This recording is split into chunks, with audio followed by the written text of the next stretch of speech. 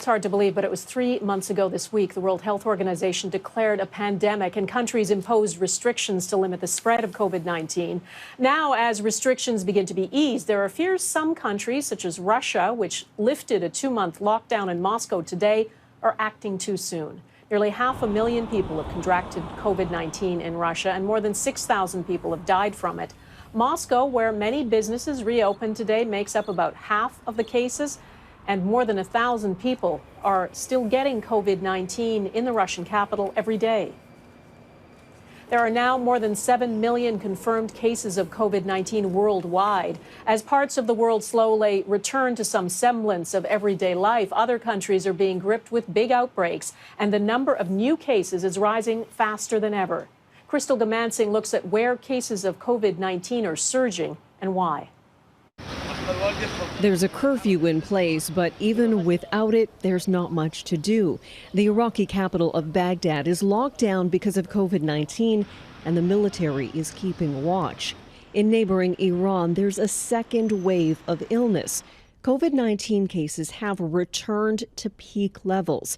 Thousands of new infections detected after restrictions were eased.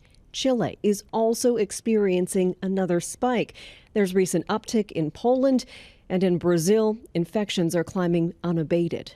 Although the situation in Europe is improving, globally it's worsening. More than 100,000 cases have been reported on 9 of the past 10 days. Lockdowns can be incredibly useful in terms of slowing down the spread of the virus, but as we've seen here in the UK, they're also harmful to the economy.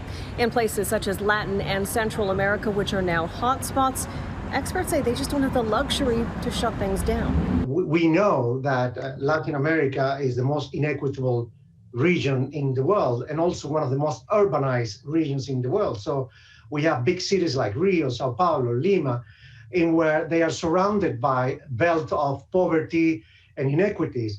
It's been 3 months since the virus was declared a pandemic. With continued transmission in some locations and people regaining the ability to move around in others, there will be waves of infection everywhere. The next 3 months are going to look just like these 3 months. You know, the fact remains, probably in a city like Toronto, maybe 3%, maybe 5% at most of us have been infected with this, which means there's still 95% of the population who have not had it yet.